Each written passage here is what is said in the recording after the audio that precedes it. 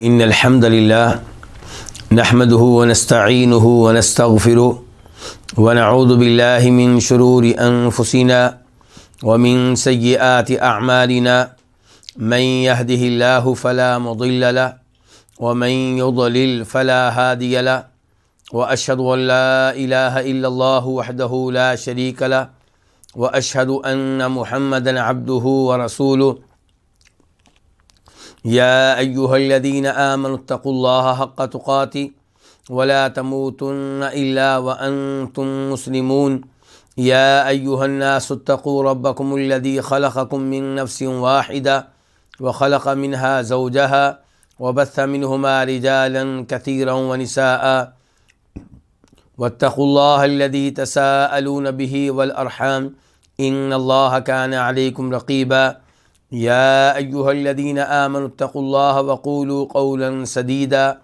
يصلح لكم أعمالكم ويغفر لكم ذنوبكم ومن يطع الله ورسوله فقد فاز فوزا عظيما أما بعد فإن خير الحديث كتاب الله وخير الهدي هدي محمد صلى الله عليه وسلم وشر الأمور محدثاتها وكل محدثة بدعة وكل بدعة ضلالة وكل ضلالة في النار۔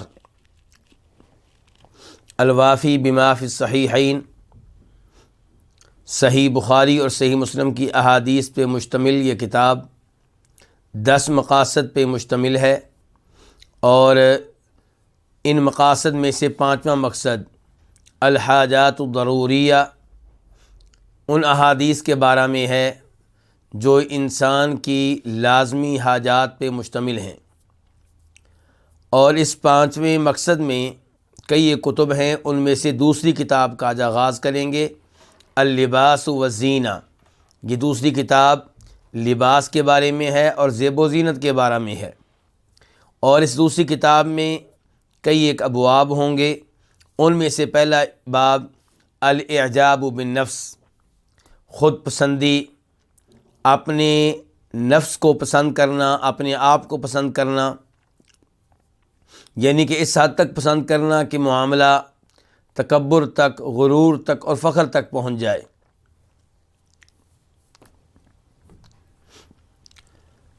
حدیث نمبر 1165 1165 قاف۔ اس حدیث کے بیان کرنے پہ اتفاق ہے امام بخاری کا اور امام مسلم کا۔ عن ابی ہریرہ قال، روایت ہے جناب ابو ہریرہ رضی اللہ تعالیٰ عنہ سے، وہ کہتے ہیں قال النبی، کہ فرمایا نبی صلی اللہ علیہ وسلم نے، او قال ابو القاسم، یا پھر کہا تھا ابو ہریرہ نے کہ فرمایا ابو القاسم صلی اللہ علیہ وسلم نے، یعنی کہ نیچے آنے والے راویوں کو شک ہے کہ جناب ابو ہریرہ نے یہاں پہ لفظ قال النبی کہا تھا یا قال ابو القاسم کہا تھا۔ کیا انہوں نے کہا تھا کہ نبی علیہ الصلوۃ والسلام نے فرمایا، یا انہوں نے کہا تھا ابو القاسم صلی اللہ علیہ وسلم نے فرمایا؟ اور ہم سب جانتے ہیں کہ ابو القاسم آپ کی کنیت ہے، اور یہ شک جس راوی کو ہوا ہے ان کا نام ہے آدم ابن ابی یاس الاسقلانی، امام بخاری کے شیخ ہیں، ان کے استاد ہیں۔ کیا فرمایا نبی علیہ الصلوۃ والسلام نے، کیا کہا ابو القاسم صلی اللہ علیہ وسلم نے کہ بینما رجل یمشی فی حلہ، جب کہ ایک آدمی ایک حلہ میں چل رہا تھا۔ حلہ کسے کہتے ہیں؟ حلہ جوڑے کو کہتے ہیں، یعنی کہ 2 چادروں میں چل رہا تھا، ایک چادر نہیں بلکہ اس کے پاس 2 چادریں تھیں، تہہ بند الگ، اور جو چادر قمیض کے طور پہ استعمال کیا کرتے تھے وہ الگ۔ تو اب اسے اپنی چادروں پہ فخر ہو رہا تھا، اسے اپنی چادروں پہ ناز تھا، چادروں کی وجہ سے اس کے نفس میں تکبر پیدا ہو رہا تھا۔ تو بینما رجل یمشی فی حلہ، جب کہ ایک آدمی 2 چادروں کے سوٹ میں چل رہا تھا، تعجبہ نفسہ، اسے اپنا آپ اچھا لگ رہا تھا، اسے اپنے آپ پہ فخر ہو رہا تھا، وہ غرور میں مبتلا ہو رہا تھا۔ اور یہ سب کچھ کیوں تھا؟ اس کے دو سبب ہیں۔ نمبر ایک، اس لیے کہ اس کے پاس دو چادریں تھیں، اور نمبر دو اس لیے کہ یہ دو چادریں زمین پہ لگ رہی تھیں۔ جب مردوں کا لباس زمین پہ لگتا ہے تو اس وجہ سے بھی ان میں تکبر پیدا ہوتا ہے، بڑاپن پیدا ہوتا ہے۔ اسی لیے مسلم شریف میں الفاظ یوں آئے ہیں کہ اعجبتہ جمتہ و برداہ، کہ دو چیزیں اسے خود پسندی میں مبتلا کر رہی تھیں، دو چیزیں اسے تکبر میں مبتلا کر رہی تھیں۔ کیا؟ نمبر ایک، اس کی دونوں چادریں جو کہ زمین پہ لگ رہی تھیں، اور نمبر دو، اس کے بال اس کے لمبے لمبے تھے، کندھوں تک جا رہے تھے۔ تو یہ دو چیزیں اسے تکبر میں مبتلا کر رہی تھیں، غرور میں مبتلا کر رہی تھیں۔ اور یہ جو میں نے چادروں کی بات کی ہے، اس کی تائید اس حدیث سے ہوتی ہے جسے امام بخاری ایک اور صحابی سے روایت کرتے ہیں، اور اس کا نمبر ہے 5790، 5790۔ اس میں یہ ہے کہ ایک آدمی اپنی چادر کو کھینچے ہوئے جا رہا تھا، زمین پہ گھسیٹتے ہوئے جا رہا تھا۔ تو اس لیے اب تکبر اور غرور اور خود پسندی کے اسباب کیا ہو گئے؟ لمبے لمبے بال اور دو چادریں، اور پھر چادریں اتنی لمبی کہ زمین پہ لگ رہی ہیں۔ تو یہ ساری چیزیں اسے خود پسندی میں، تکبر میں، غرور میں مبتلا کر رہی ہیں۔ تو بینما رجل یمشی فی حلۃ، جب کہ ایک آدمی دو چادروں پہ مشتمل سوٹ پہن کے چلا جا رہا تھا، تعجبہ نفسہ، اسے اپنے آپ پہ غرور ہو رہا تھا، وہ اپنے آپ پہ فخر کر رہا تھا۔ یہاں پہ امام قرطبی لکھتے ہیں، اور قرطبی سے مراد یہاں پہ کون سے قرطبی ہوں گے؟ ابو العباس القرطبی، یعنی کہ جو مفسر ہیں وہ نہیں مراد۔ کون مراد ہیں؟ جنہوں نے مسلم شریف کی شرح لکھی ہے، وہ مراد ہیں۔ وہ کہتے ہیں کہ وہ آدمی اپنے آپ کو کامل اور مکمل سمجھ رہا تھا، اور یہ سمجھ رہا تھا کہ میں بڑی شے ہوں، اور اللہ کی نعمت کو بھول رہا تھا۔ یعنی کہ ایک یہ ہے کہ چادریں پہن کے آپ کو رب یاد آئے، آپ لباس پہنے تو آپ کو یاد آئے کہ اللہ نے میرے اوپر کتنا کرم کیا ہے، لوگوں کے پاس ایک چادر ہے، میرے پاس دو چادریں۔ بالوں کی وجہ سے بھی آپ کو رب یاد آئے کہ کتنے لوگ ہیں جو گنجے ہیں، جو بالوں کو ترستے ہیں، لیکن ان کے پاس بال نہیں ہیں، اور میرے کتنے پیارے خوبصورت بال ہیں۔ لیکن اس کی بجائے وہ اپنے آپ کو ایک چیز سمجھ رہا تھا، بڑی شے سمجھ رہا تھا کہ میرے پاس اتنا مال ہے کہ میرے پاس دو چادریں ہیں، اور میں اتنا خوبصورت ہوں کہ میرے بال دیکھیں کتنے پیارے لگ رہے ہیں۔ تو فرمایا بینما رجل یمشی فی حلۃ، جب کہ ایک آدمی چلا جا رہا تھا دو چادروں پہ مشتمل سوٹ میں، تعجبہ نفسہ، وہ خود پسندی میں مبتلا ہو رہا تھا، مرجل جمتہ، وہ اپنے لمبے لمبے بالوں میں کنگھی کیے ہوئے تھا۔ اذ خسف اللہ بی، تب اللہ تعالیٰ نے اسے زمین میں دنسا دیا۔ فہو یتجلجل الی یوم القیامہ، قیامت کے دن تک وہ زمین میں دنستا چلا جائے گا۔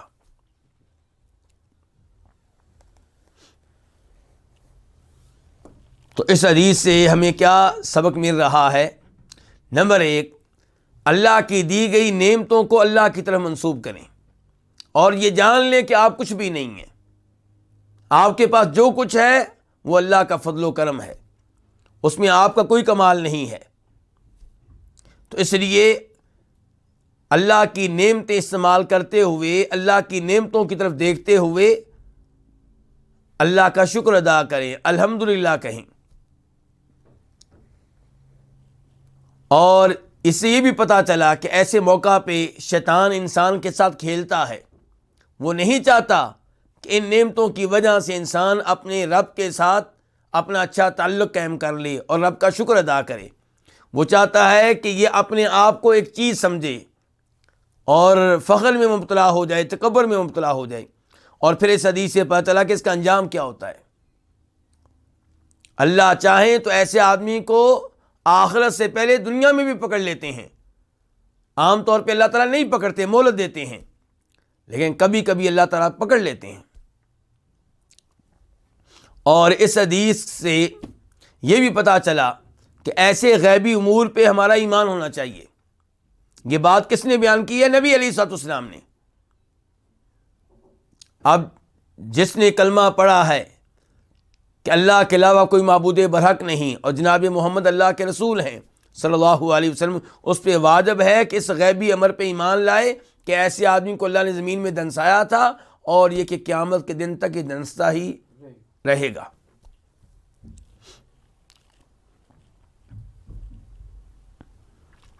اس کے بعد باب نمبر 2، باب تحریم جر الثوب خیلاء، تکبر کے طور پہ چادر کو زمین پہ گھسیٹنے کی حرمت کا بیان۔ یعنی کہ اس بات کا تذکرہ ہوگا اس باب میں کہ اگر کوئی اپنی چادر اس لیے زمین پہ گھسیٹتا ہے کہ وہ تکبر کرنا چاہ رہا ہے تو یہ حرام ہے۔ حدیث نمبر 1166 قاف، اس حدیث کے بیان کرنے پہ اتفاق ہے امام بخاری کا اور امام مسلم کا۔ عن ابن عمر رضی اللہ عنہما، روایت ہے جناب عبداللہ بن عمر رضی اللہ تعالیٰ عنہما سے، ان رسول اللہ صلی اللہ علیہ وسلم قال، کہ بے شک فرمایا رسول اللہ صلی اللہ علیہ وسلم نے، لا ينظر اللہ الی من جر ثوبہ خیلاء، اللہ رب العزت نہیں دیکھیں گے اس شخص کی طرف جو اپنی چادر کو، اپنے کپڑے کو گھسیٹے، خیلاء تکبر کے طور پہ۔ یہ حدیث اگرچہ مختصر ہے لیکن اس میں مسائل بہت سارے ہیں۔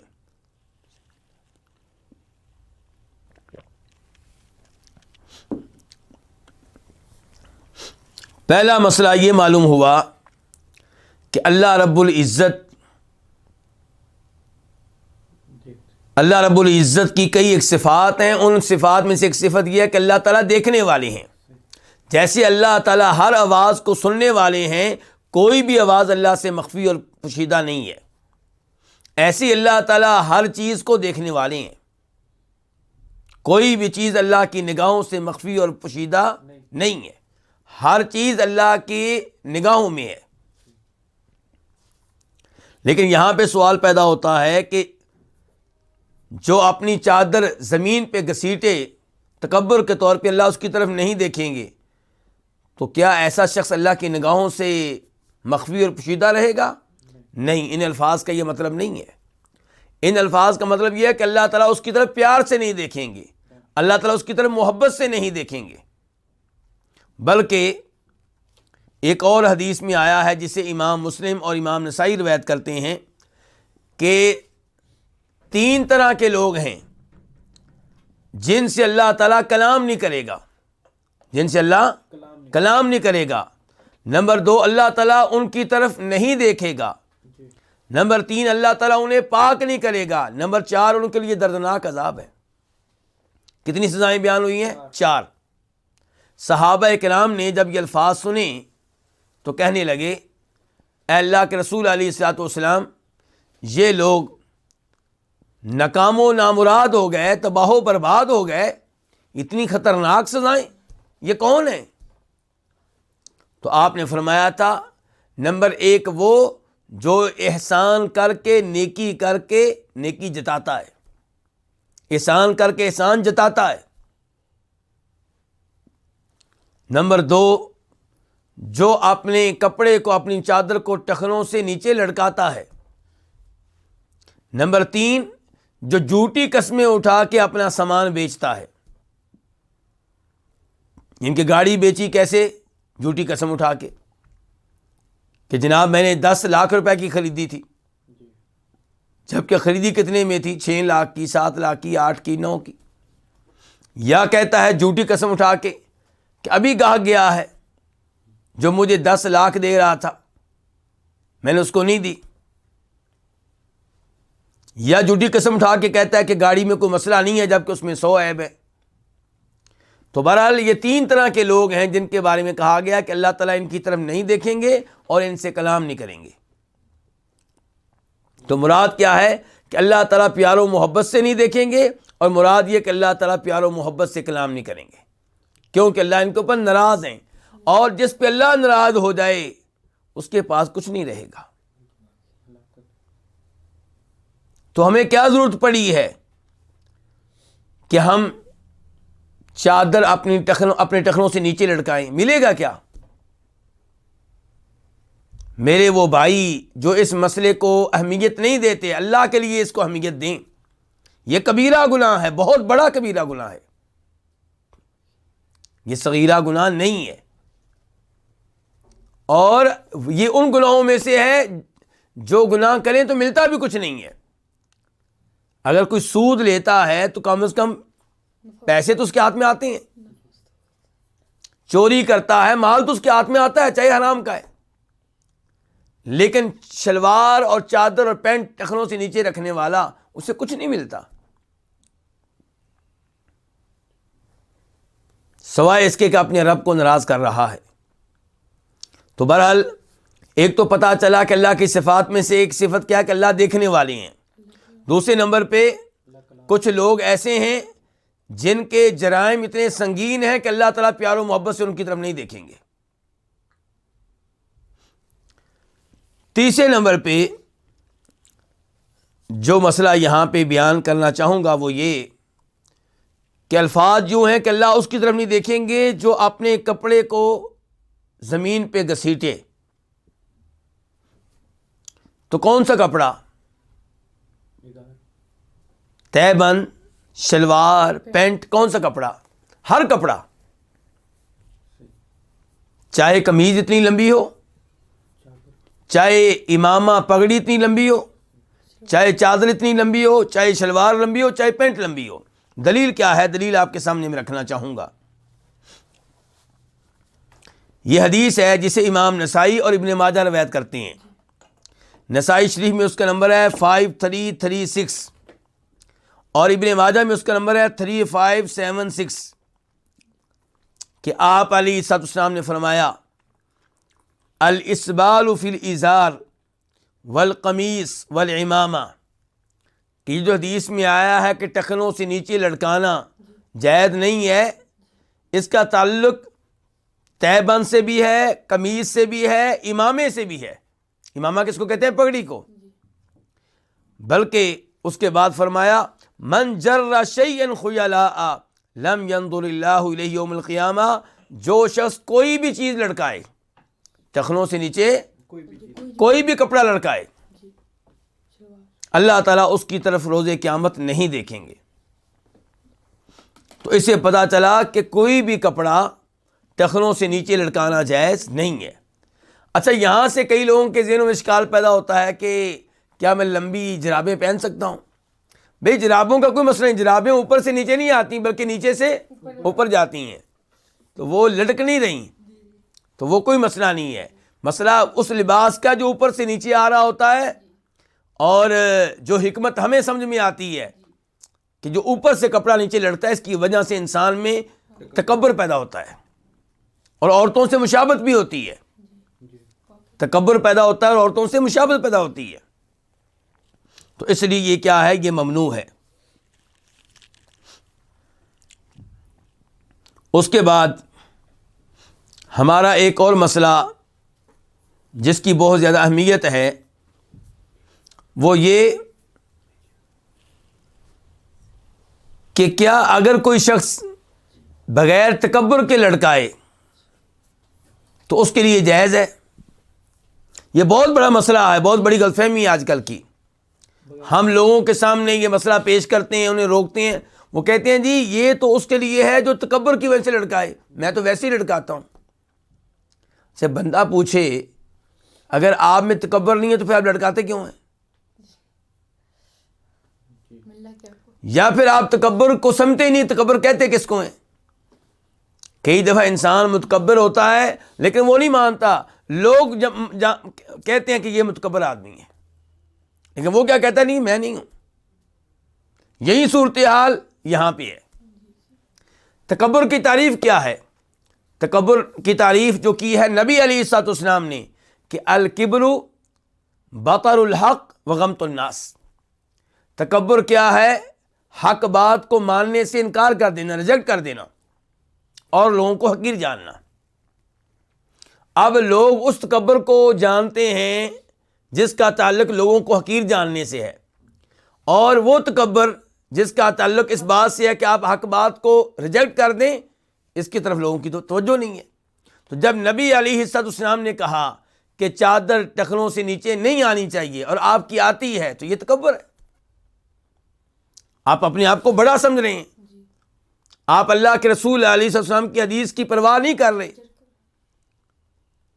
تو یہ تکبر ہے، بہت بڑا تکبر ہے۔ اور یہ صرف میں نہیں کہہ رہا، آئیے اللہ کے رسول کے الفاظ آپ کے سامنے رکھتا ہوں۔ یہ حدیث ہے ابو داؤد شریف کی 4084 4084، اور اسے شیخ البانی رحمہ اللہ نے صحیح قرار دیا ہے۔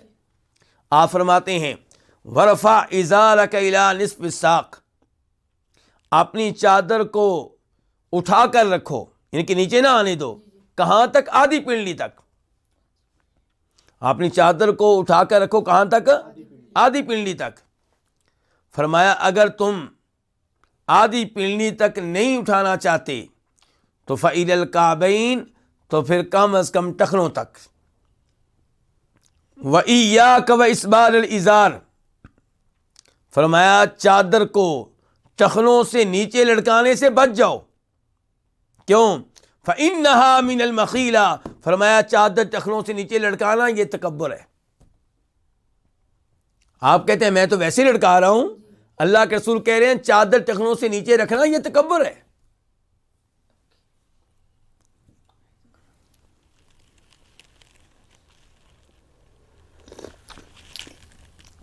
فرمایا اور اللہ رب العزت تکبر کو پسند نہیں کرتے۔ تکبر تو اللہ رب العزت کی چادر ہے، بڑا بننا یہ صرف اللہ تعالیٰ کے لیے ہے، اور اللہ تعالیٰ بڑے ہیں۔ اللہ اکبر، اللہ اکبر کبیرہ۔ بڑا ہونا، بڑا بننا یہ صرف اللہ تعالیٰ کے لیے ہے۔ باقی سب کیا کریں؟ تواضع اختیار کریں، عاجزی اختیار کریں، اپنے آپ کو معمولی اور حقیر سمجھیں۔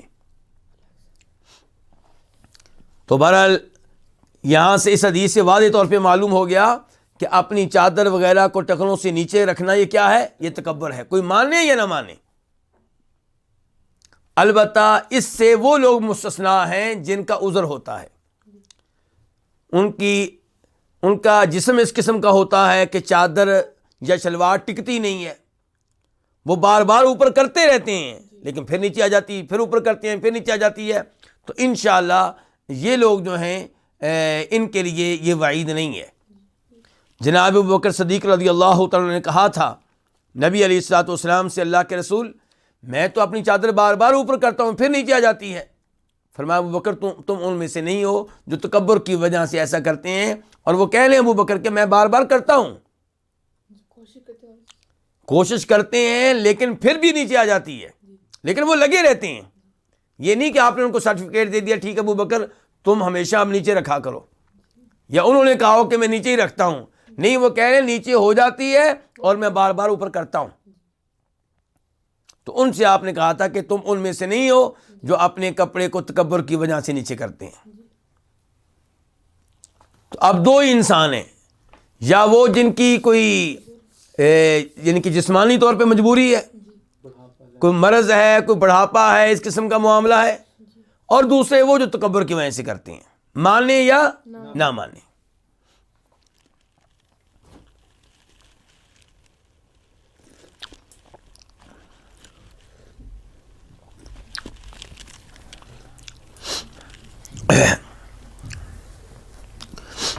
اب یہاں پہ ایک اور مسئلہ ہے، وہ ہے عورتوں کا، کہ عورتوں کے لیے کیا حکم ہے. تو آئیے اسی حدیث کا کچھ اضافی حصہ ترمذی اور نسائی شریف میں آیا ہے، یعنی کہ یہاں پہ نہیں آیا، بخاری شریف میں نہیں آیا. وہاں پہ یہ آیا ہے کہ ام سلمہ نے جب یہ سنا کہ نبی علیہ السلام فرما رہے ہیں کہ اللہ تعالیٰ اس کی طرف نہیں دیکھیں گے جو اپنے کپڑے کو تکبر کی وجہ سے زمین پہ گھسیٹتا ہے، تو جناب ام سلمہ نے کہا اے اللہ کے رسول علیہ السلام، عورتیں کیا کریں اپنے دامنوں کے ساتھ، وہ کیا کریں؟ تو آپ نے کہا کہ یرخین شبرن، ان کو ایک بالش لٹکانے کی اجازت ہے. ایک بالش کہاں سے، یہ سوال پیدا ہوگا.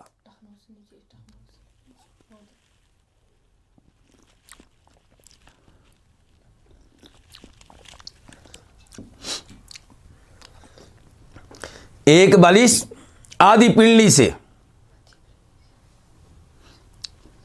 مردوں کے لیے کیا کہا گیا تھا کہ ان کی چادر کہاں ہونی چاہیے؟ آدھی پنڈلی تک، یہ افضل اور بہتر ہے. اور وہ نیچے تھوڑا سا اور کر سکتے ہیں، گنجائش ہے. اور وہ گنجائش کہاں تک ہے؟ ٹخنوں تک. اب عورتوں نے جب سوال کیا ام سلمہ رضی اللہ عنہا نے کہ عورتوں کے لیے کیا حکم ہے، وہ اپنے دامن کے ساتھ کیا کریں، چادر کا نیچے والا حصہ اسے کہاں تک لٹکائیں، کہاں تک انہیں اجازت ہے؟ تو آپ نے فرمایا وہ ایک بالش لٹکا سکتی ہیں. تو ایک بالش کہاں سے؟ مردوں کے مقابلے میں بات ہو رہی ہے نا، یعنی کہ مردوں سے آگے وہ ایک بالش جا سکتی ہیں.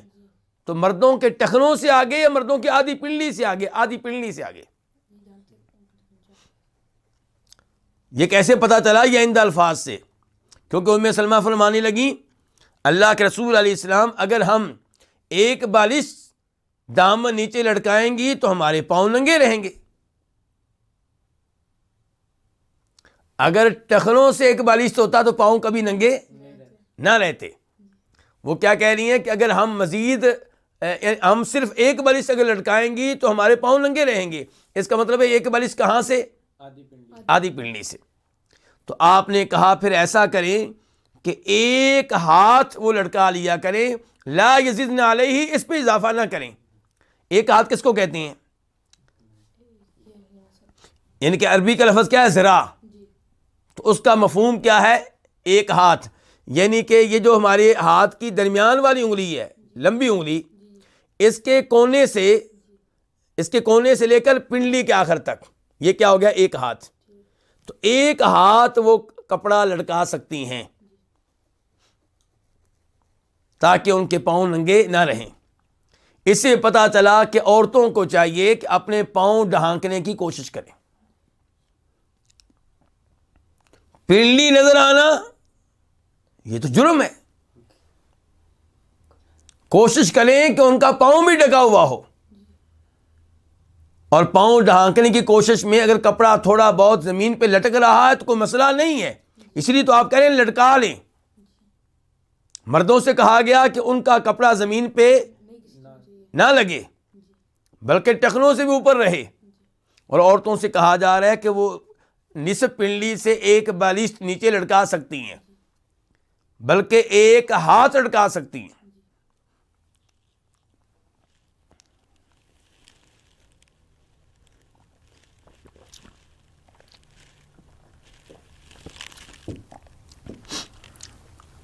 اچھا یہاں پہ یہ لفظ نوٹ کریں، آپ کہہ رہے ہیں لا یزیدن علیہ، کہ ایک ہاتھ سے اضافہ نہ کریں، ایک ہاتھ سے زیادہ نہ لڑکائیں.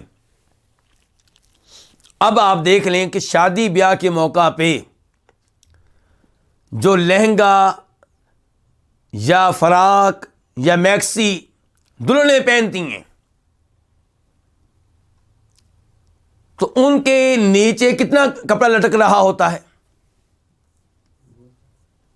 3-4 عورتیں ان کے کپڑے کو سنبھال رہی ہوتی ہیں اور پھر بھی لٹک رہا ہوتا ہے کئی گز تک، کئی میٹر تک. تو یہ سب کچھ شریعت کے خلاف ہے، یہ سب کچھ شریعت کے خلاف ہے. ایک طرف عورتیں وہ ہیں کہ جب لباس پہنتی ہیں تو ان کی پنڈلیاں ننگی ہو رہی ہیں اور یہ بازو ننگے ہو رہے ہیں, گلا ننگا ہو رہا ہے, سر کے بال ننگے ہو رہے ہیں, اور ایک طرف شادی کے دن دلہن کا لباس ہے کہ اس کی فراق یا اس کا لہنگا یا اس کی میکسی, جو بھی آپ اس کو نام دے لیں, وہ کئی میٹر تک پیچھے گھسٹتی ہوئی آ رہی ہوتی ہے. تو دونوں کام شریعت کے خلاف ہیں.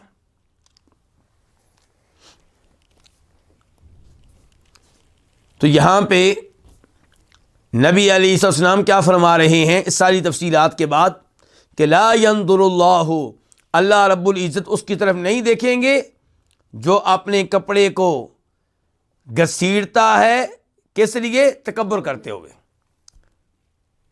تکبر کے طور پہ, تکبر کی وجہ سے ایسا کرتا ہے, اللہ تعالیٰ اس کی طرف نہیں دیکھیں گے. تو اس سے انسان کو عبرت حاصل کرنی چاہیے کہ لوگوں کی خاطر ہم اپنی چادر نیچے رکھیں, اپنی شلوار نیچے رکھیں, پینٹ نیچے رکھیں اور اللہ کو بھول جائیں, اللہ کی طرف نہ دیکھیں, اور پھر امیدیں کس سے؟ اللہ سے. رزق کون دے دی؟ اللہ. بیٹا کون دے دی؟ اللہ. عزت کون دے دی؟ اللہ. عہدہ کون دے دی؟ اللہ. اور جب اپنے لباس کی باری آتی ہے پھر کس کی مرضی؟ پھر لوگوں کی مرضی. اللہ رب العزت ہم سب مسلمانوں کو ہدایت دے. اس کے بعد حدیث نمبر 1167 میم. اس حدیث کو روایت کرنے والے امام کون ہے؟ امام مسلم. عن ابن عمر, روایت ہے جناب عبداللہ بن عمر رضی اللہ تعالیٰ عنہما سے, قال, وہ کہتے ہیں, مررت علی رسول اللہ صلی اللہ علیہ وسلم, میں گزرا نبی علیہ الصلوۃ والسلام کے پاس سے, وفی ازاری استرخاء, جب کہ میرے تہ بند میں کیا تھا؟ استرخاء, ڈھیلا پن تھا, یعنی کہ میری چادر لٹک رہی تھی, اچھی طرح کسی ہوئی نہیں تھی, اس لیے کہاں جا رہی تھی؟ نیچے جا رہی تھی, ٹخنوں سے نیچے جا رہی تھی. فقال, تو آپ نے کہا, یا عبد اللہ, اے عبداللہ, ارفع ازارک, اپنے تہ بند کو اٹھاؤ, اوپر کرو اس کو. فرفعتہ, کہتے ہیں میں نے اس کو اٹھایا, اوپر کیا. ثم قال, آپ نے پھر کہا, زد, مزید اوپر کرو. فزدت, تو میں نے اسے مزید اوپر کیا. فما زلت اتحراها بعد, اس کے بعد سے میں مسلسل اسی کیفیت کا قصد کرتا ہوں, یعنی کہ اب میں جب بھی تہ بند پہنتا ہوں, میں وہ جو اللہ کے رسول علیہ الصلوۃ والسلام نے میری اصلاح کی تھی اور جہاں تک میری چادر اوپر کرائی تھی وہاں تک میں چادر اوپر کر کے پہننے کی کوشش کرتا ہوں. میری کوشش یہ ہوتی ہے, میرا قصد یہ ہوتا ہے, میرا ارادہ یہ ہوتا ہے کہ میری چادر بالکل اس جگہ تک پہنچے جہاں تک میں نے نبی علیہ الصلوۃ والسلام کے زمانے میں پہنچائی تھی. تو یہ ہے ادھر حکم محمد و ادھر گردن جھکائی. اللہ کے رسول نے ایک دفعہ اصلاح فرما دی ہے تو آپ دنیا سے چلے گئے ہیں. عبداللہ بن عمر بعد میں بھی اسی سنت پہ رہے ہیں, اسی طریقے پہ رہے ہیں. چادر کچھ نیچے آ سکتی ہے لیکن نہیں آنے دی.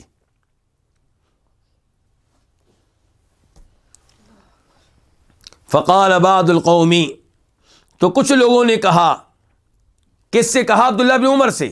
عبداللہ بن عمر نے جب یہ حدیث بیان کی تو کچھ لوگوں نے عبداللہ بن عمر سے کہا, الی این, کہاں تک آپ نے چادر اوپر کی تھی, کہاں تک آپ نے چادر اٹھائی تھی؟ فقال انصاف الساقین, دونوں پنڈلیوں کے درمیان تک, آدھی پنڈلی تک میں نے چادر اوپر کر لی تھی.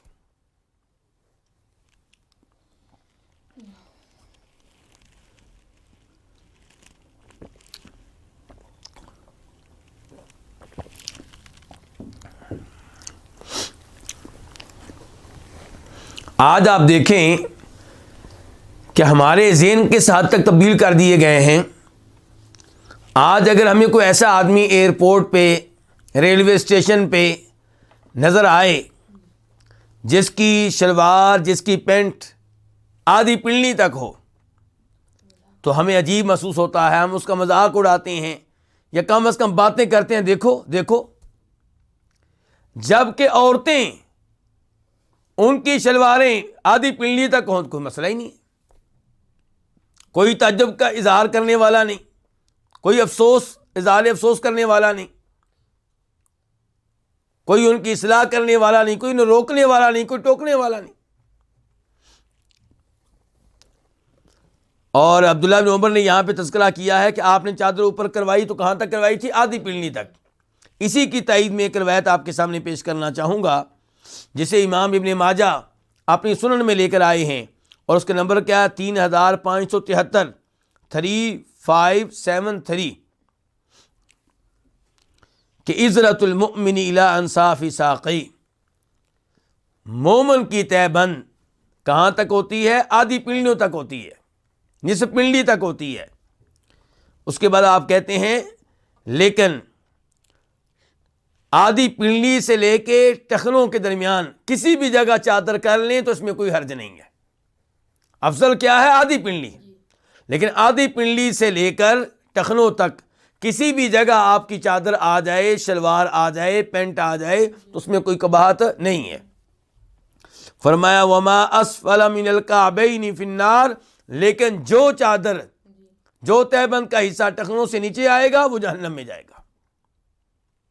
پھر آپ نے 3 مرتبہ کہا لا ينظر اللہ الی من جر ازارہ بطرا، جو اپنی چادر زمین پہ گھسیٹے تکبر کے طور پہ اتراتے ہوئے، اللہ تعالیٰ اس کی طرف نہیں دیکھیں گے۔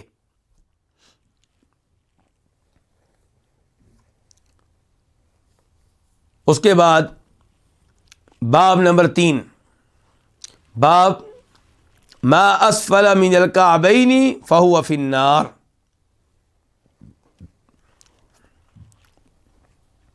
کہ جو کپڑا ٹخنوں سے نیچے ہوگا وہ کہاں جائے گا؟ جہنم میں جائے گا۔ حدیث نمبر 1168،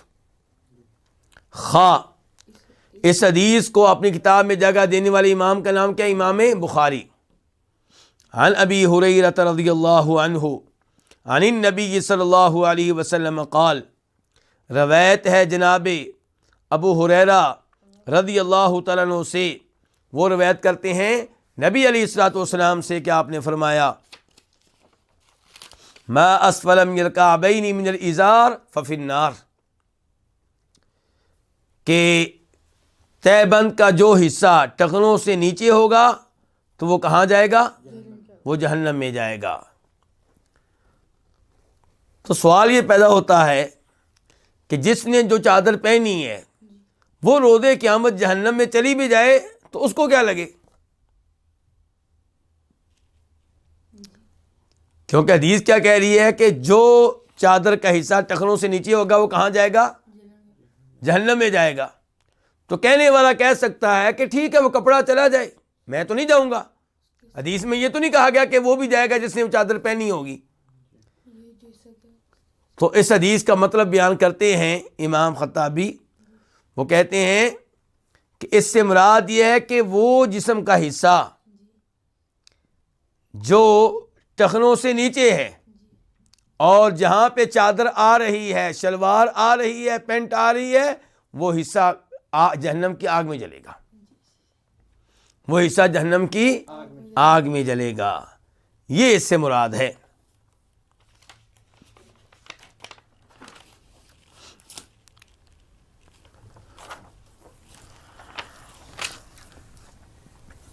تو آپ اس سے اندازہ لگا سکتے ہیں کہ وعید اور وارننگ کتنی سخت ہے۔ اور اس حدیث میں جب کہا گیا ہے کہ چادر کا جو حصہ ٹخنوں سے نیچے ہوگا وہ جہنم میں جائے گا، تو یہاں پہ تکبر کی شرط نہیں لگائی گئی، کوئی تکبر کی وجہ سے لڑکائے یا بغیر تکبر کی لڑکائے۔ حالانکہ میں پہلے گزارش کر چکا ہوں کہ جو بھی چادر نیچے لڑکاتا ہے اس کے ہاں 2 اسباب میں سے ایک سبب ہوگا، یا کوئی شرعی عذر ہوگا، کوئی بیماری ہوگی، کوئی زخم ہوگا، کوئی وجہ ہوگی، ورنہ کیا ہوگا؟ ورنہ تکبر ہے۔ کوئی مانے یا نہ مانے، نبی علیہ السلام کی حدیث کو نظر انداز کر کے چادر نیچے رکھنے پہ اصرار کرنا، شلوار نیچے رکھنے پہ اصرار کرنا، پینٹ نیچے رکھنے پہ اصرار کرنا، یہ خود تکبر کی بہت بڑی علامت اور نشانی ہے۔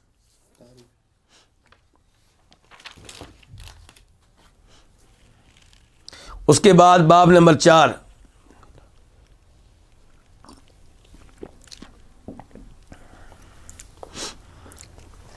باب تحریم لبس الحریری علی الرجال، مردوں کے لیے ریشم پہننے کی حرمت کا بیان۔ اس باب میں وہ احادیث ذکر کی جائیں گی جن سے پتہ چلے گا کہ مردوں کے لیے ریشم پہننا کیا ہے؟ حرام ہے، ان کے لیے جائز نہیں ہے۔ حدیث نمبر 1169 1169 قاف، اس حدیث کو اپنی اپنی کتب میں جگہ دی ہے امام بخاری نے اور امام مسلم نے۔ عن انس بن مالک، روایت ہے جناب انس بن مالک رضی اللہ تعالیٰ عنہ سے، وہ روایت کرتے ہیں نبی صلی اللہ علیہ وسلم سے کہ آپ نے فرمایا من لبس الحریر فی الدنیا فلن یلبسہ فی الآخرہ، کہ جو دنیا میں ریشم پہنے گا وہ یہ ریشم آخرت میں ہرگز نہیں پہن سکے گا۔ اس کا کیا مطلب ہے کہ جو دنیا میں ریشم پہنے گا وہ آخرت میں نہیں پہن سکے گا؟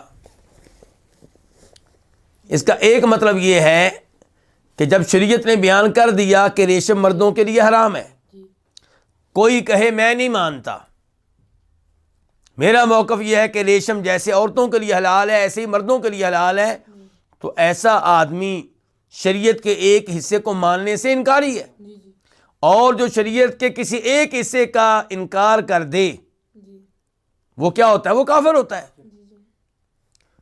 تو جو کہے کہ ریشم پہننا مردوں کے لیے حلال ہے، درست ہے، کوئی ہم ایسی پابندی کو نہیں مانتے، یہ فضول پابندیاں ہیں، تو ایسا آدمی کافر ہے، اور کافر کہاں جائے گا؟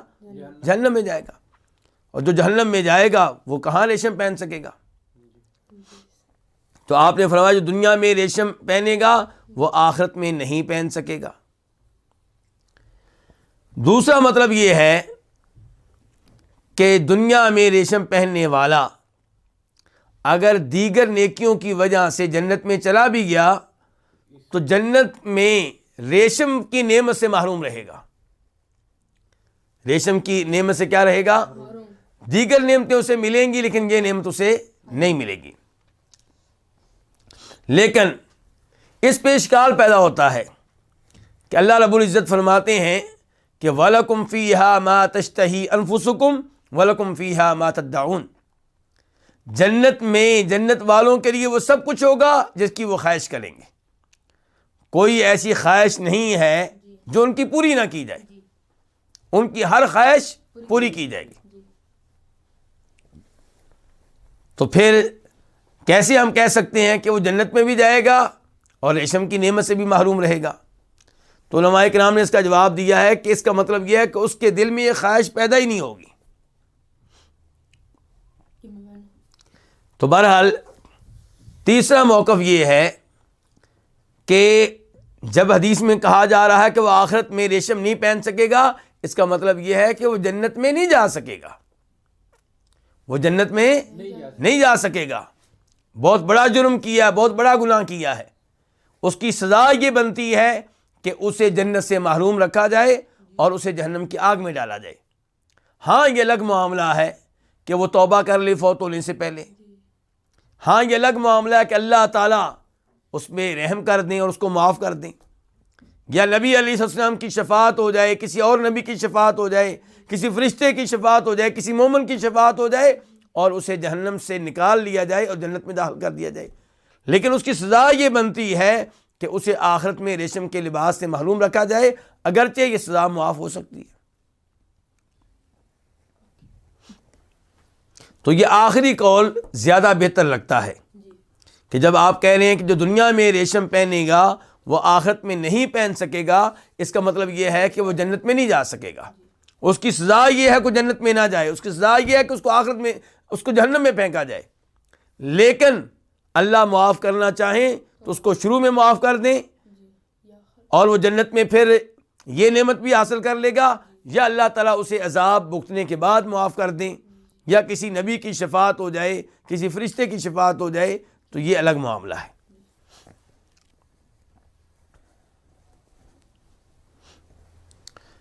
حدیث نمبر 1170 1170 قاف، اس حدیث کے بیان کرنے پہ اتفاق ہے کس کا؟ امام بخاری کا اور امام مسلم کا۔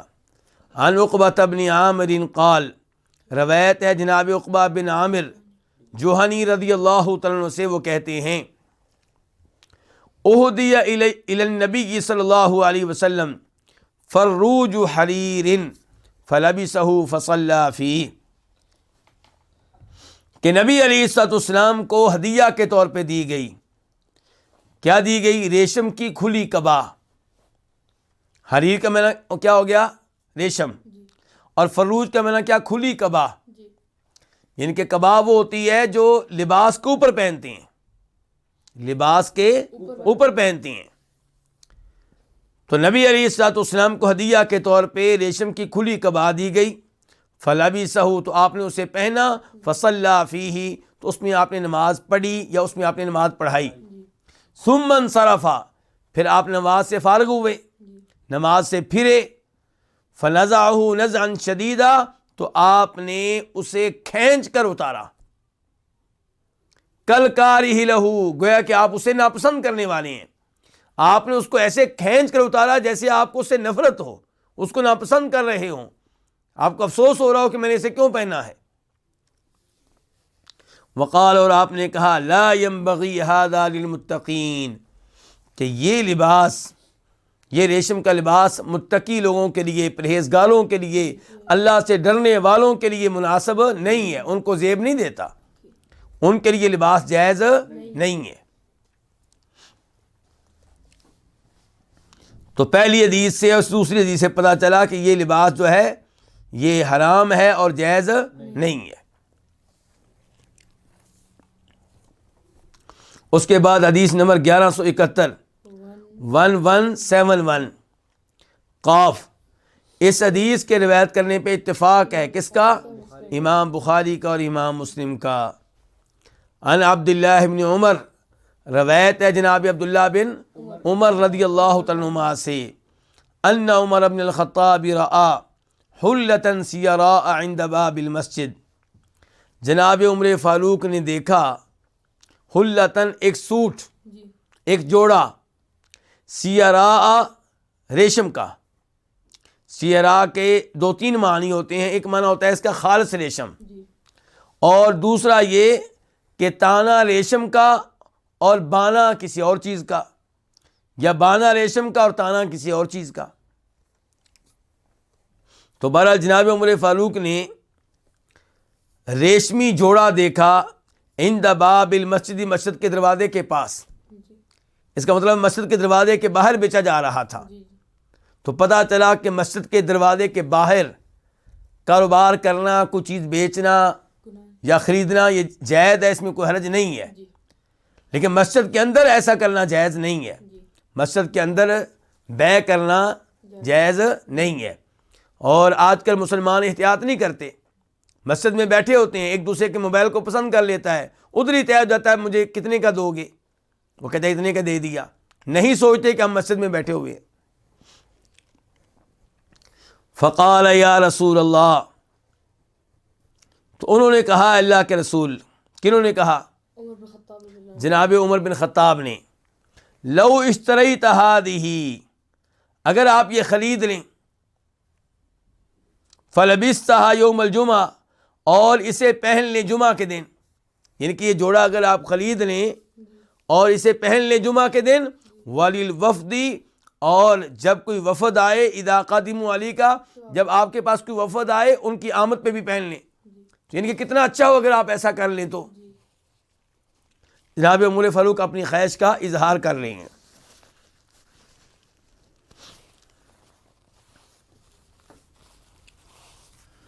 فقال رسول اللہ صلی اللہ علیہ وسلم، تو فرمایا رسول اللہ صلی اللہ علیہ وسلم نے، انما یلبس هذه من لا خلاق له فی الآخرہ، سوائے اس کے نہیں، یہ وہ لوگ پہنتے ہیں جن کا آخرت میں کوئی حصہ نہیں ہے، جن کا آخرت میں کوئی حصہ نہیں ہے، یعنی کہ جن کو آخرت میں کچھ نہیں ملنا وہ ایسی حرام کردہ چیزیں پہنتے ہیں، یعنی کہ ہم نہیں پہنیں گے، ہم نے تو اللہ سے آخرت لینی ہے، ہم تو آخرت کے طالب ہیں، تو ہم یہ کیوں پہنیں؟ تو آپ نے کہا کہ اسے وہ پہنتے ہیں جن کا آخرت میں کوئی حصہ نہیں ہوگا۔ اب تک جو ہم نے حدیث پڑھی ہے اس سے کئی مسائل ثابت ہو رہے ہیں۔ ایک مسئلہ تو یہ پہلے میں واضح کر چکا ہوں کہ مسجد کے دروازے کے دائیں بائیں جب کہ لوگوں کا راستہ بند نہ ہو تو بیع کرنا جائز ہے، اس میں کوئی حرج نہیں ہے، اور مسجد کے اندر یہ ممنوع ہے۔ اور اس کے بعد یہ کہ جمعہ کے دن اچھے سے اچھا لباس پہننا چاہیے۔ جناب عمر فاروق نے اللہ کے رسول سے کہا یہ سوٹ خرید لیں تاکہ آپ جمعہ کے دن پہنا کریں، تو آپ نے یہ نہیں کہا کہ جمعہ کے لیے خصوصی لباس پہننا یہ تو جائز ہی نہیں ہے، بلکہ آپ نے یہ کہا کہ یہ لباس جو بک رہا ہے چونکہ ریشم کا ہے تو یہ وہ پہنتے ہیں جن کے آخرت میں کوئی حصہ نہ ہو۔ تو آپ نے بالفاظ دیگر جناب عمر فاروق کی اس معاملے میں تائید کر دی کہ جمعے کے دن اچھا لباس پہننا چاہیے، اور ایسی جب کوئی وفد آئے، مہمان آئے، تب بھی اچھا لباس پہننا چاہیے۔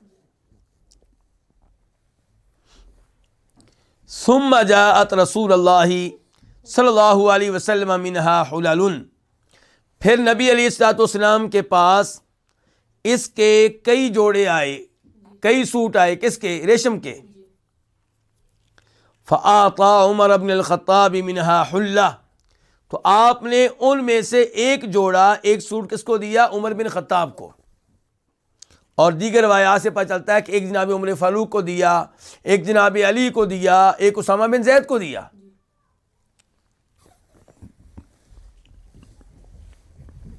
فقال عمر یا رسول اللہ کسوتنیہا وقد قلت فی حلت طارد ما قلت، عمر کہنے لگے اللہ کے رسول آپ نے مجھے یہ لباس دیا ہے، یعنی کہ آپ نے یہ لباس مجھے دیا کون سا؟ یہ ریشمی، جب کہ آپ اتارد کے سوٹ کے بارے میں کہہ چکے ہیں جو آپ نے کہا تھا،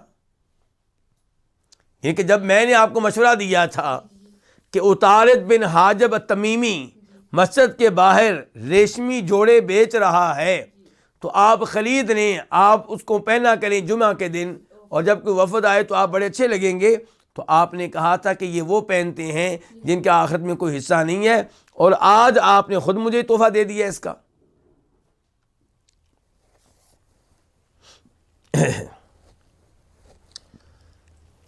تو اتارد کس کا نام ہوا؟ آدمی کے نام جو یہ کپڑے بیچتا تھا، اتارد بن حاجب التمیمی۔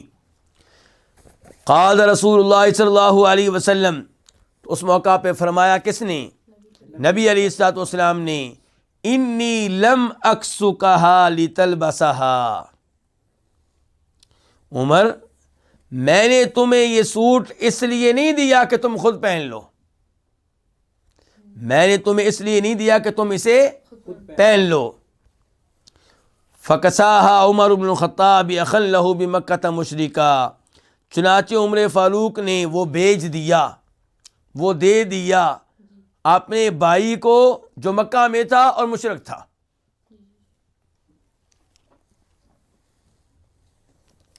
اس حدیث کے سے اخذ کردہ کئی مسائل پہلے میں اشارہ کر چکا ہوں، اور اب ایک مسئلہ یہ کہ جناب عمر فاروق کس قدر دین پہ، شریعت پہ عمل کرنے والے تھے۔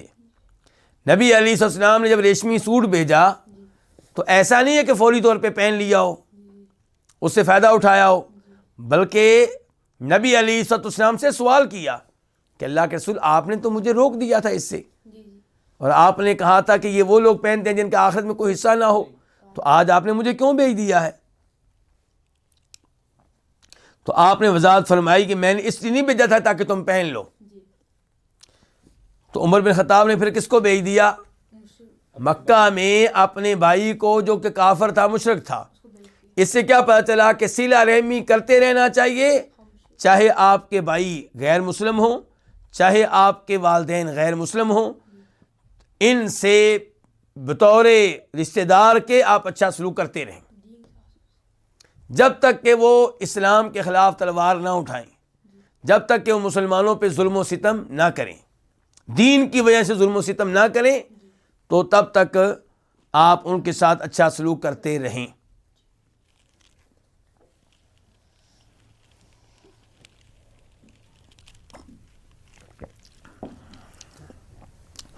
تو اس حدیث سے واضح طور پہ معلوم ہو گیا کہ ریشمی لباس مردوں کے لیے پہننا جائز نہیں ہے۔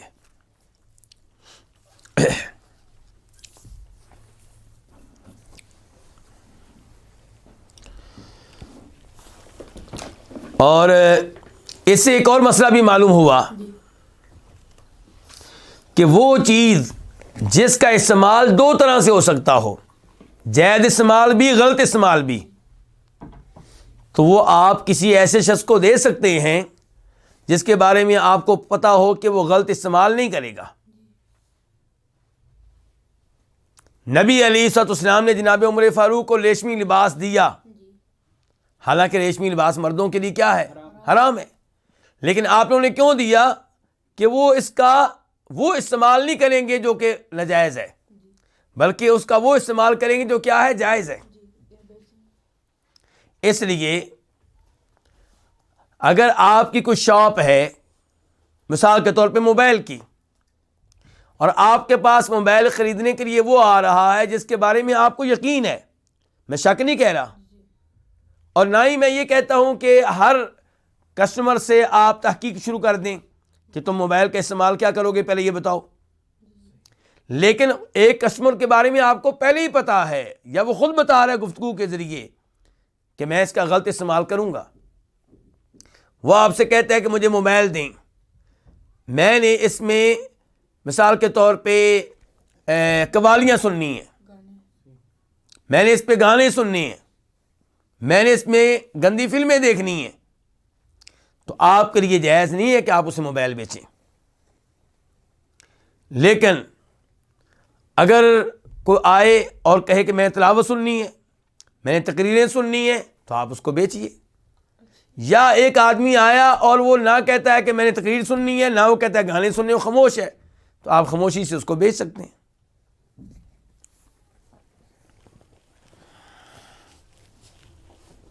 تو جن چیزوں کا استعمال دو طرح سے ہوتا ہے، حلال بھی اور حرام بھی، تو وہ آپ ایسے شخص کو نہیں بیچ سکتے جس کے بارے میں یقین ہے کہ وہ کیسا استعمال کرے گا؟ غلط استعمال کرے گا۔ اور یہ جو آیا ہے کہ جناب عمر فاروق نے وہ لباس اپنے اس بھائی کو بھیج دیا جو کہاں تھا؟ مکہ میں۔ کچھ روایات میں آیا ہے کہ جناب عمر فاروق نے وہ لباس بیچ کر قیمت اس کو بھیجی تھی۔ کیا بھیجی تھی؟ قیمت بھیجی تھی۔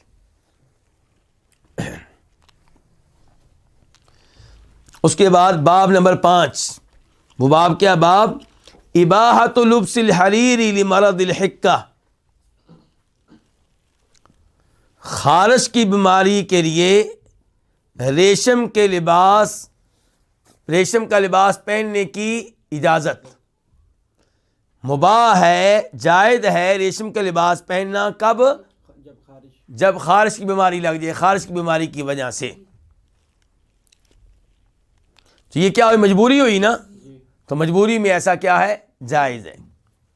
حدیث نمبر 1172 1172 قاف، اس حدیث کے بیان کرنے پہ اتفاق ہے کس کا؟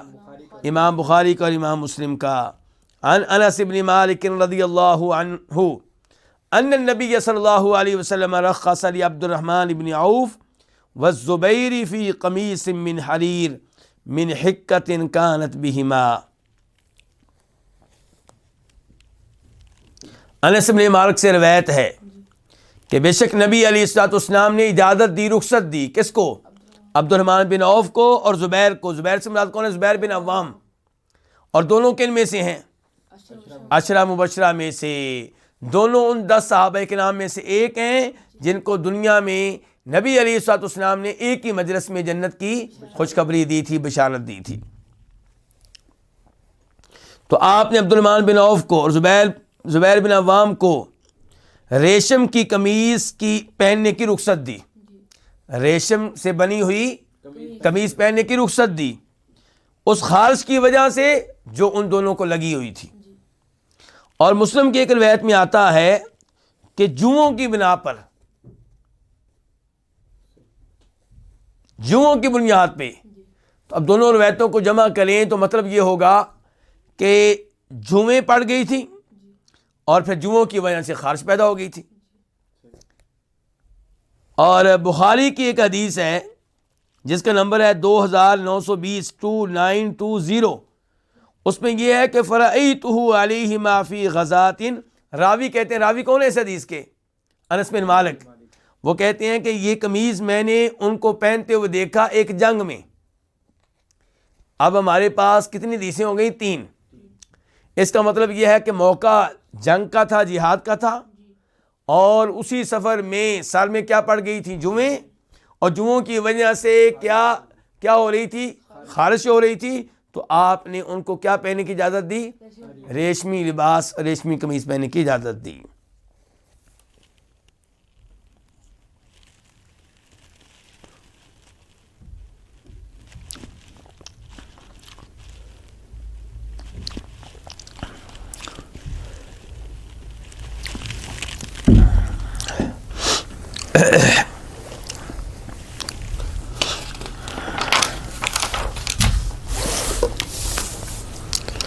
باب نمبر 6، باب الحریر والذہب للنساء،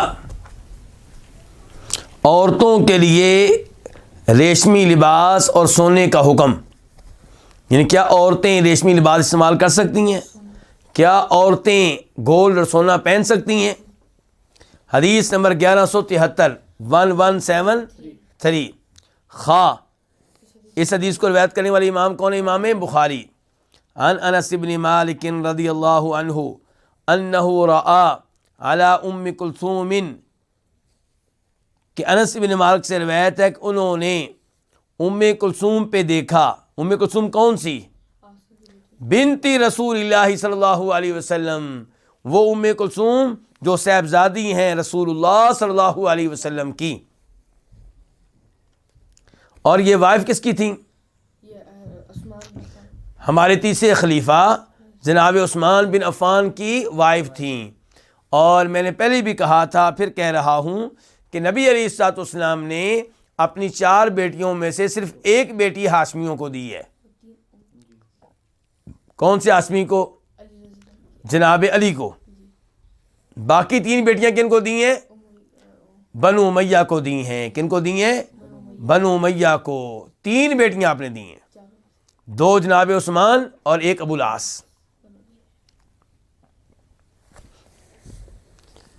تو انس بن مالک کہتے ہیں کہ انہوں نے ام کلثوم بنت رسول اللہ صلی اللہ علیہ وسلم پہ ریشمی چادر دیکھی۔ کون سی چادر دیکھی؟ یعنی کہ دیکھا کہ انہوں نے ریشمی چادر لی ہوئی ہے۔ تو اس سے کیا پتا چلا کہ عورتوں کے لیے ریشمی لباس استعمال کرنا جائز ہے۔ دوسرے نمبر پہ یہ پتا چلا کہ نبی علیہ الصلوۃ والسلام کی بیٹیاں صرف فاطمہ نہیں ہیں، ان کے علاوہ بھی تھیں۔ کیونکہ افسوس سے کہنا پڑتا ہے کہ وہ لوگ جو آل بیت کا نام لیتے ہیں لیکن صحابہ کرام سے نفرت رکھتے ہیں، وہ یہ دعویٰ کرتے ہیں کہ نبی علیہ الصلوۃ والسلام کی بیٹی ایک ہی تھی، جبکہ صحیح بات یہ ہے کہ آپ کی کتنی بیٹیاں تھیں؟ 4۔ اور یہ قرآن سے بھی ثابت ہوتا ہے، یا ایھا النبی قل لازواجک وبناتک، اے نبی آپ کہہ دیں کن سے؟ بیویوں سے اور اپنی بیٹیوں سے اور مومن عورتوں سے۔ اس کا مطلب ہے کہ آپ کی بیٹیاں زیادہ ہیں، اس لیے اللہ نے کہا اپنی بیٹیوں سے۔ اگر ایک بیٹی ہوتی تو اللہ تعالیٰ کہتے اے نبی آپ کہہ دیں اپنی بیٹی سے، 2 ہوتی تو اللہ تعالیٰ کہتے اپنی دونوں بیٹیوں سے کہہ دیں، کیونکہ عربی میں 2 کے لیے الگ لفظ ہوتا ہے باقاعدہ۔ چونکہ بیٹیاں 3 سے زیادہ ہیں تو اللہ نے کہا وبناتک۔ اور اس حدیث سے بھی پتہ چلا، تو انس بن مالک کہتے ہیں کہ انہوں نے ام کلثوم پہ جو کہ اللہ کے رسول کی بیٹی ہیں، چادر دیکھی، کس چیز کی چادر تھی؟ ریشمی کپڑے کی۔ کس کی تھی؟ ریشمی کپڑے کی۔ یہاں پہ سوال پیدا ہوتا ہے کہ انس ابن مالک نے ام کلثوم کو دیکھا، کیا ان کے لیے دیکھنا جائز تھا؟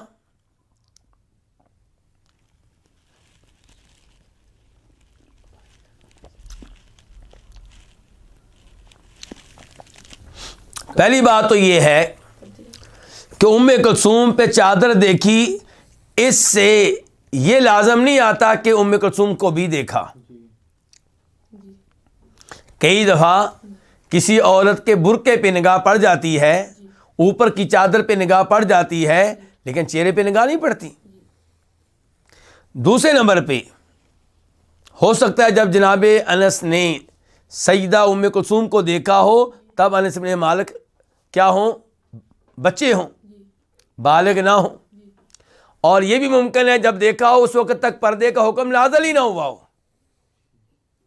پردے کا حکم نازل ہی نہ ہوا ہو۔ تو بہرحال اس حدیث سے پتہ چلا کہ ریشمی لباس عورتوں کے لیے کیا ہے؟ جائز ہے۔ اور اس بارے میں صحیح حدیث ہے کہ نبی علیہ الصلوۃ والسلام نے ایک دفعہ تقریر فرمائی، خطبہ دیا، اور آپ نے کہا کہ یہ دونوں چیزیں، اور وہ آپ کے ہاتھ میں تھیں، کیا؟ سونا اور ریشمی لباس۔ فرمایا یہ دونوں چیزیں میری امت کے مردوں کے لیے حرام ہیں اور میری امت کی عورتوں کے لیے حلال ہیں۔ اور افسوس سے کہنا پڑتا ہے کہ شادی بیاہ کے موقع پہ ہمارے نوجوان گولڈ کی، سونے کی انگوٹھیاں پہنتے ہیں اور نہیں سوچتے کہ ہم اللہ رب العزت کو ناراض کر رہے ہیں۔ اس کے بعد باب نمبر 7، باب نہی الرجل عن لبس المعصفر، آدمی کو روکنا کیا پہننے سے؟ معصفر پہننے سے۔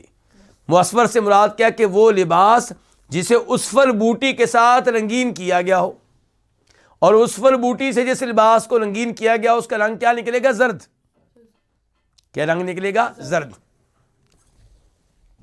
حدیث نمبر 1174 1174 میم۔ اس حدیث کو روایت کرنے والے امام کون ہے؟ امام مسلم۔ عن عبداللہ بن عمر، روایت ہے جناب عبداللہ بن عمر رضی اللہ تعالیٰ عنہما سے، قال، وہ کہتے ہیں، رأى النبی صلی اللہ علیہ وسلم علی ثوبین معصفرین، کہ نبی علیہ الصلوۃ والسلام نے مجھ پہ دو کپڑے دیکھے جنہیں رنگین کیا گیا تھا عصفر بوٹی سے، ان کے رنگ کیا ہو چکا تھا؟ زرد رنگ کے۔ فقال، تو آپ نے کہا، اُمُّکَ أَمَرَتْكَ بِهَذَا، کیا تمہاری ماں نے تمہیں یہ پہننے کے بارے میں کہا ہے؟ کیا تمہاری ماں نے تمہیں یہ لباس پہننے کا حکم دیا ہے؟ قُلْتُ أَغْسِلُهُمَا، میں نے کہا اللہ کے رسول علیہ السلام کیا میں ان دو چادروں کو دھو دوں تاکہ یہ رنگ اتر جائے؟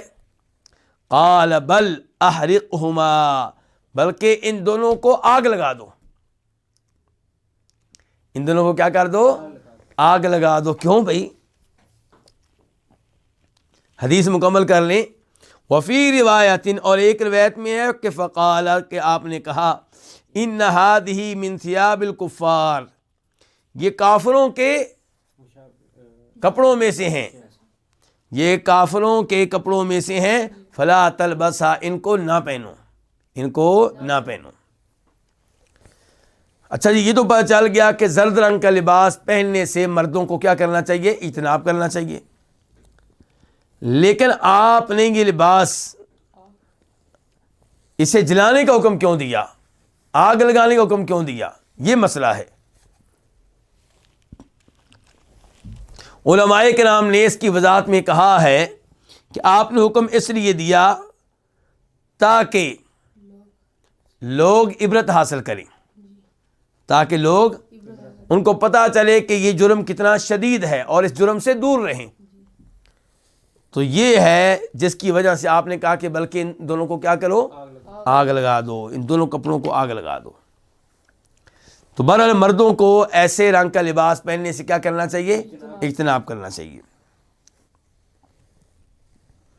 اس کے بعد باب نمبر 8، باب لبس الاسفل للنساء، زرد رنگ کا لباس پہننا عورتوں کے لیے، ان کہ کیا عورتیں زرد رنگ کا لباس پہن سکتی ہیں، یہ مراد ہے۔ حدیث نمبر 1175 1175 خا، اس حدیث کو بھی روایت کرنے والے امام کون ہے؟ امام بخاری۔ عن ام خالد بنت خالد ابن سعید، روایت ہے سیدہ ام خالد سے جو کہ خالد بن سعید کی صاحبزادی ہیں، ان کی بیٹی ہیں۔ قالت، وہ کہتی ہیں اتیت رسول اللہ صلی اللہ علیہ وسلم مع ابی، میں نبی علیہ الصلوۃ والسلام کے پاس آئی، کس کے ساتھ؟ اپنے والد کے ساتھ۔ وعلی قمیص اصفر، جبکہ میرے اوپر زرد رنگ کی قمیص تھی، میں نے کس رنگ کا کرتا پہنا ہوا تھا؟ زرد رنگ کا۔ قال رسول اللہ صلی اللہ علیہ وسلم سنہ سنہ، تو اللہ کے رسول علیہ السلام نے میرے کپڑے دیکھ کر کیا کہا؟ سنہ سنہ۔ قال عبداللہ، عبداللہ کہتے ہیں وَهِيَ بِالْحَبَشِيَّةِ حَسَنَةٌ، عبداللہ اس حدیث کے راویوں میں سے راوی ہیں، وہ کہتے ہیں کہ سنا حبشی زبان میں اس کا مطلب ہوتا ہے حسن، حسن پیارے ہیں، پیارے ہیں، اچھے کپڑے ہیں، عمدہ کپڑے ہیں، پیارے ہیں۔ قالت، وہ کہتی ہیں کون؟ ام خالد کہتی ہیں فَذَهَبْتُ أَلْعَبُ بِخَاتَمِ النُّبُوَّةِ، تو میں کھیلنے لگی مہر نبوت کے ساتھ۔ آپ کے کندھوں کے درمیان میں کیا تھی؟ مہر نبوت۔ اللہ رب العزت نے آپ کے جسم پہ آپ کے سچے نبی ہونے کی کوئی علامت چھوڑی ہوئی تھی، تو وہ موجود تھی۔ تو یہ کہتی ہیں کہ میں اس کے ساتھ کھیلنے لگی کیونکہ بچی تھی ام خالد۔ کہتی ہیں فَزَبَرَنِي أَبِي، تو مجھے میرے والد صاحب نے ڈانٹا کہ تم اللہ کے رسول علیہ السلام کے جسم کے ساتھ کھیل رہی ہو، مجھے ڈانٹا۔ قال رسول اللہ صلی اللہ علیہ وسلم، تو فرمایا رسول اللہ صلی اللہ علیہ وسلم نے دعہا، اس کو چھوڑ دو، کھیلنے دو، کوئی بات نہیں۔ یہ ہے آپ کا پیار کن کے ساتھ؟ بچوں کے ساتھ۔ یہ آپ کی محبت کن کے ساتھ؟ بچوں کے ساتھ۔ اور بچہ بھی نہیں، کیا ہے؟ بچی، نفرت نہیں ہے بچیوں سے۔ ثم قال رسول اللہ صلی اللہ علیہ وسلم، پھر فرمایا رسول اللہ صلی اللہ علیہ وسلم نے ابلی و اخلقی، کہ اس کرتے کو کیا کرو؟ پوسیدہ کرو اور پرانا کرو۔ اس کرتے کو کیا کرو؟ پوسیدہ کرو اور پرانا کرو۔ پھر کہا اس کرتے کو بوسیدہ کرو اور پرانا کرو۔ پھر کہا اس کرتے کو بوسیدہ کرو اور پرانا کرو۔ کیا مطلب ہے اس کا؟ یہ آپ کی دعا ہے، آپ دعا دے رہے ہیں کہ تمہاری عمر لمبی ہو، ایک عرصے تک زندہ رہو، اور یہ قمیض پہنتی رہو، اس کو پہنتی رہو، بوسیدہ ہو جائے حتیٰ کہ، یعنی کہ اللہ تمہیں زندگی دے۔ قال عبداللہ، عبداللہ کہتے ہیں اس حدیث کے راویوں میں سے راوی فبقیت حتی ذکرہ، کہ یہ زندہ رہیں، کون؟ ام خالد، حتیٰ کہ راوی نے ذکر کیا کہ ایک زمانے تک زندہ رہیں، ایک عرصے تک یہ کیا رہیں؟ زندہ رہیں۔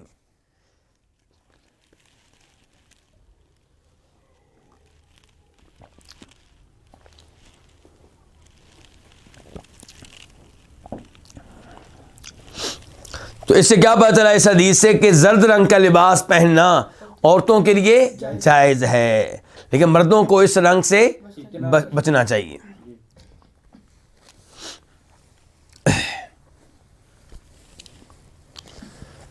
باب نمبر 9، باب النہی عن استعمال الصماء والاحتباء فی ثوب واحد۔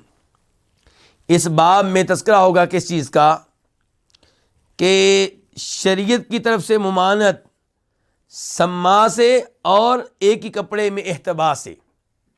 شریعت نے منع کیا کس سے؟ نمبر 1 سما سے، نمبر 2 کس سے؟ احتباء سے، جبکہ احتباء ایک ہی کپڑے میں ہو۔ یہ دو چیزیں کیا ہیں؟ یہ آگے تعارف آ رہا ہے، تذکرہ آ رہا ہے حدیث کے ضمن میں، لیکن فی الحال آپ نے یاد رکھنا کہ شریعت نے سما سے بھی روکا ہے اور ایک ہی کپڑے میں احتبا کرنے سے بھی روکا ہے۔ حدیث نمبر 1176 1176 خا، اس حدیث کو روایت کرنے والے امام کون ہے؟ امام بخاری۔ عن ابی سعید الخدری قال، روایت ہے جناب ابو سعید خدری سے، وہ کہتے ہیں نہا رسول اللہ صلی اللہ علیہ وسلم عن استعمال السما، روکا ہے نبی علیہ الصلوۃ والسلام نے سما سے، کس سے؟ سما میں لپٹنے سے آپ نے روکا ہے، سما سے آپ نے روکا ہے۔ وَأَن يَحْتَبِيَ الرَّجُلُ فِي ثَوْبٍ وَاحِدٍ، اور آپ نے اس بات سے روکا ہے کہ کوئی آدمی گوٹ مار کر بیٹھے، فی ثوب واحد، ایک ہی چادر میں، لیس علی فرجہ منہ شیء، جب کہ اس کی شرمگاہ پہ اس چادر میں سے کچھ بھی نہ ہو۔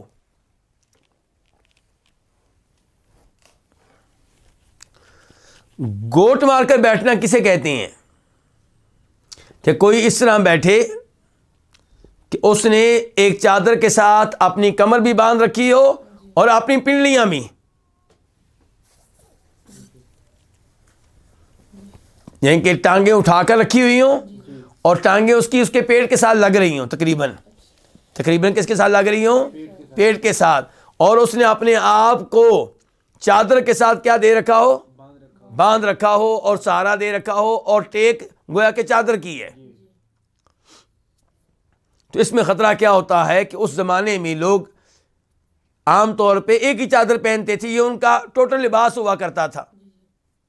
آج لوگ کہتے ہیں کہ جناب صحابہ کرام جو ہیں ہمیشہ سر ڈھانک کر نماز پڑھتے تھے، جب کہ ان بیچاروں کے پاس ٹوٹل لباس کیا ہوتا تھا؟ ایک چادر۔ یعنی کہ جو امیر صحابہ کرام ہوتے تھے ان کے پاس 2 چادریں ہوتی تھیں، ایک تہبند کے طور پہ، ایک قمیض کے طور پہ، ایک نیچے ایک اوپر، لیکن عام طور پہ صحابہ کرام کے پاس کتنی چادریں ہوتی تھیں؟ ایک۔ تو ایک ہی چادر ہے، وہ آپ اس انداز سے بیٹھ جائیں گے تو شرمگاہ کیا ہو جائے گی؟ ننگی ہو جائے گی، کیونکہ آپ نے اپنی پنڈلیاں اور ٹانگیں کیا کی؟ اٹھائی ہوئی ہیں، اٹھا کے پیٹ کے ساتھ لگائی ہوئی ہیں۔ تو اب کیا خطرہ ہے کہ نیچے سے آپ کی شرمگاہ کیا ہوگی؟ ننگی ہوگی۔ تو اس لیے آپ نے گوٹ مار کر بیٹھنے سے منع کیا ہے۔ باقی رہ گیا سما، تو سما کی وضاحت یہاں پہ خود آ رہی ہے، اس لیے میں نہیں کر رہا۔ احتبا کی تو وضاحت آ گئی نا، گوٹ مار کر بیٹھنا اس انداز سے کہ آپ کی شرمگاہ کیا ہو رہی ہے؟ ننگی ہو رہی، شرمگاہ کے اوپر چادر کا حصہ نہ ہو کوئی بھی۔ تو زیادہ فی روایت، ایک روایت میں اضافہ کیا ہے راوی نے، وہ کیا کہ وسما ان یجعل ثوبہ علی احد عاتقیہ، سما یہ ہے کہ اپنی چادر کو اپنے دونوں کندھوں میں سے ایک پہ ڈال دے۔ کندھے کتنے ہوتے ہیں ہمارے؟ 2۔ تو چادر کو 2 کندھوں میں سے ایک پہ ڈال دے، کیا ہو پھر اس کے بعد کہ فَيَبْدُوَ أَحَدُ شِقَّيْهِ، فَيَبْدُو أَحَدُ شِقَّيْهِ، اس کے 2 جانبوں میں سے ایک جانب ظاہر ہو، لَيْسَ عَلَيْهِ ثَوْبٌ، اس کے اوپر کوئی کپڑا نہ ہو۔ یعنی کہ سما جو ہے چادر اس انداز سے لی گئی ہے کہ چادر کو 2 کندھوں میں سے ایک پہ ڈال دیا ہے، اور دوسرا حصہ کیا ہے؟ ننگا، اس کے اوپر چادر ہی کوئی نہیں ہے۔ تو اس سے آپ نے کیا کیا ہے؟ اس سے منع کیا ہے۔ تو یہ ہے باب، ہمارا باب کیا تھا؟ النہی عن استعمال السماء والاحتباء فی ثوب واحد، کہ شریعت کا سما سے روکنا اور ایک ہی چادر میں احتباء کرنے سے روکنا، گوٹ مار کر بیٹھنے سے روکنا۔ اس کے بعد باب نمبر 10، وہ کیا باب ہے؟ باب النہی عن التحری، ننگے ہونے کی ممانعت، ننگے پن سے شریعت کا روکنا۔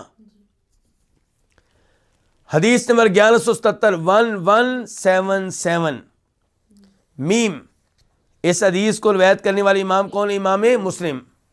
عن المسور بن مخرمہ، روایت ہے جناب مسور بن مخرمہ رضی اللہ تعالیٰ عنہ سے، قال، وہ کہتے ہیں اقبلت بحجر احملہ ثقیل وعلی ازار خفیف مسور کہتے ہیں کہ میں ایک پتھر لے کر آیا جس کو میں نے اٹھایا ہوا تھا، اور پتھر ہلکا تھا کہ بھاری تھا؟ کہتے ہیں ثقیل بھاری تھا۔ تو ثقیل کا تعلق ہے حجر کے لفظ سے، کہ میں ایک بھاری پتھر لے کر آیا جس کو میں اٹھائے ہوئے تھا، وعلیہ ازار خفیف، اور مجھ پہ ہلکی سی چادر تھی۔ چادر جو میں پہنی وہ ہلکی ہوئی تھی، پتھر جو ہلکی تھی، اور پتھر جو اٹھایا تھا وہ کیا تھا؟ بھاری تھا۔ قال کہتے ہیں کون؟ مسور بن مخرمہ، فانحل ازاری، تو میرا تہبند کھل گیا، ومعی الحجر، جبکہ میرے پاس تھا کیا؟ پتھر میرے پاس ہیں، اور میرا تہبند کیا ہو گیا ہے؟ کھل گیا ہے۔ لم استطع ان اضعه حتى بلغت به الى موضعه، میں اس کو زمین پہ رکھنے کی طاقت نہ رکھ سکا، مجھ میں اتنی طاقت نہیں تھی کہ میں اس کو زمین پہ پھینک دوں۔ حتی بلغت به الى موضعه، یہاں تک کہ میں اس کو اس کے مقام پہ لے گیا۔ کیا مطلب؟ اس پتھر کے جہاں پہ چھوڑنا تھا، جہاں اس پتھر کو چھوڑنا تھا، جہاں پہ اس کو رکھنا تھا، میں ادھر اس کو لے گیا۔ اور حالت کیا ہے؟ خود کیا ہو چکے ہیں؟ ننگے ہو چکے ہیں، چادر تو کھل گئی ہے، اور پتھر اتنا بھاری ہے کہ اس میں چادر ٹھیک کرنے کی کہاں گنجائش۔ فقال رسول اللہ صلی اللہ علیہ وسلم، تو فرمایا رسول اللہ صلی اللہ علیہ وسلم نے، ارجع الی ثوبک فخذہ، اپنی چادر کے پاس واپس جاؤ تو اسے لو، ولا تمشوا عراتا، اور ننگے ہو کر نہ چلا کرو، ننگے ہو کر نہ چلا کرو۔ تو اس سے پتہ چلا کہ شریعت ننگے پن کو پسند نہیں کرتی، اور اگر کسی جگہ ایسے کلچر کو رواج دیا جا رہا ہے تو رواج دینے والوں کو اللہ سے ڈرنا چاہیے۔ نبی علیہ السلام تو اتنا پسند نہیں کرتے کہ مجبوری کے عالم میں کوئی ننگا چلے۔ اب یہ شخص جو تھا، یہ جو ہے، یہ کیسے جا رہے تھے؟ یہ ننگے جا رہے تھے، اور بھاری پتھر اٹھایا تھا، ممکن نہیں تھا ان کے لیے چادر کی اصلاح کریں، یا چادر کو اٹھائیں، یا چادر باندھ لیں، اس لیے وہ ایسے ہی لے گئے۔ تو آپ نے ان کو کہا بھی اپنی چادر کے پاس واپس جاؤ، پکڑو، اور ننگے ہو کے نہ چلا کرو۔ تو بہرحال ننگے ہو کر چلنا کیا ہے؟ یہ ممنوع ہے، یہ جائز اور درست نہیں ہے۔ تو یہیں پہ آج کے درس کا اختتام کرتے ہیں۔ اس کے بعد جو حدیث ہے اس پہ کچھ ٹائم لگے گا، تو اس لیے یہیں پہ درس روکتے ہیں۔ اللہ تعالیٰ سے دعا کرتے ہیں کہ اللہ تعالیٰ میرا اور آپ کا یہ حاضر ہونا قبول فرمائے، اور اللہ تعالیٰ یہ دورہ ہمیں مکمل کرنے کی توفیق دے، اور ان احادیث پہ اللہ تعالیٰ ہمیں عمل کرنے کی توفیق دے، اور اللہ تعالیٰ اس کے بعد دیگر کئی کتب پڑھنے پڑھانے کی توفیق دے۔ وآخر دعوانا الحمد للہ رب العالمین۔